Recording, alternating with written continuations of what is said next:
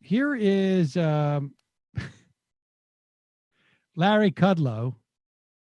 We're in the middle of a surge of the first wave, right? In certain parts of the country. Here's Larry Kudlow, famous for saying in February, we've got this thing buttoned up. We're doing great out there. I'm not saying it's totally gone, but we've got it all buttoned up. We've got it contained. That was 115,000 deaths ago. I have a feeling that we may end up pointing to this moment again in 3 to 6 months and going like, this is the second time he took a bite at that apple. Here's Larry Kudlow. We're going to have some tiny little things, but we don't have to worry about them. Overall, I think it's going to be fine.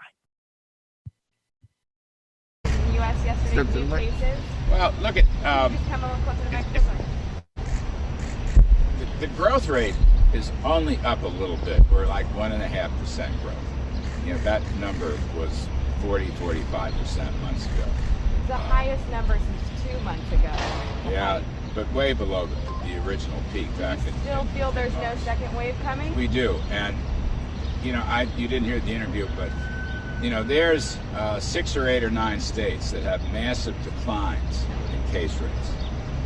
I don't have time to go through with you. I'm sorry. The fatality rate continues to fall. We don't see any upturn in the fatality rate. I think we're going to have hotspots.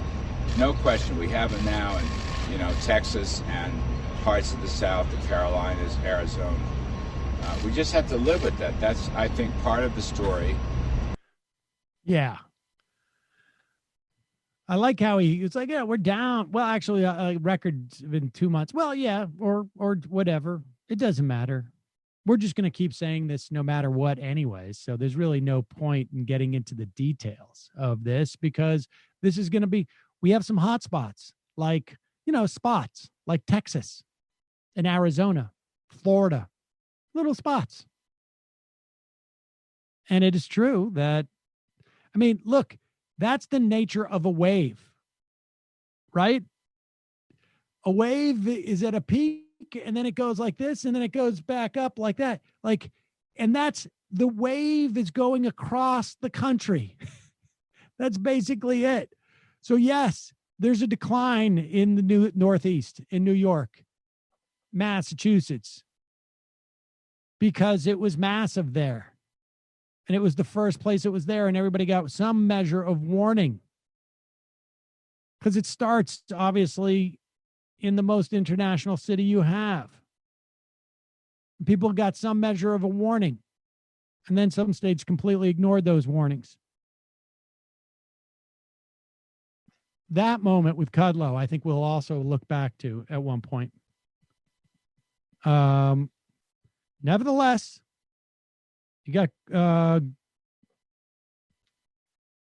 is it Dan Patrick or it's Lieutenant Governor Dan Patrick?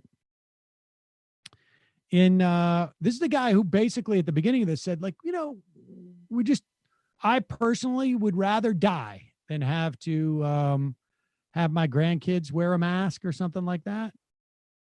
Still alive. And it feels like in Texas, there might be a lot more opportunity for him to actually like show just how committed he is to not locking down things. But here he is. Last night says the state will not take a step back.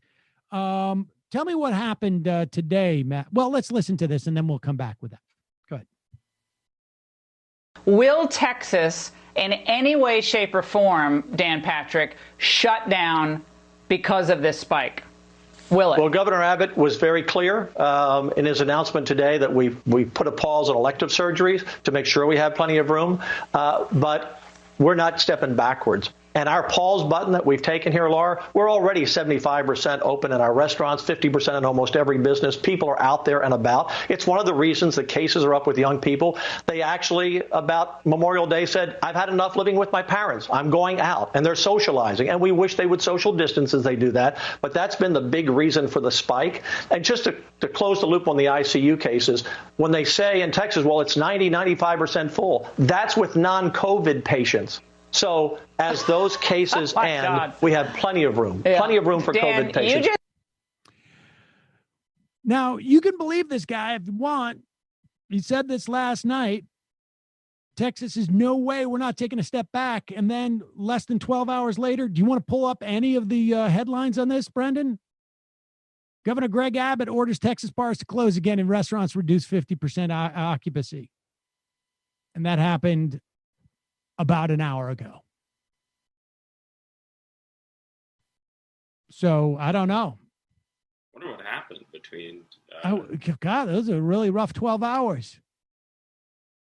Maybe you should call the governor.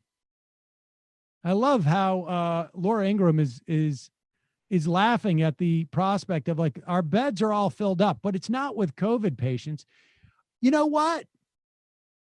First off, we know that hospitalizations are way up for COVID in Texas, but that is also, I mean, it's relevant, but that's not the issue.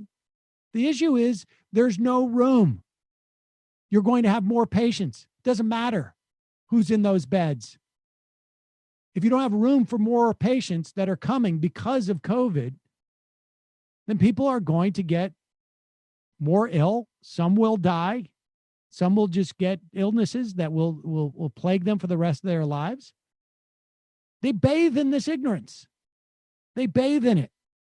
They bathe in it and then they spurt it out their mouth like they're kids at like a wave pool. It's unbelievable.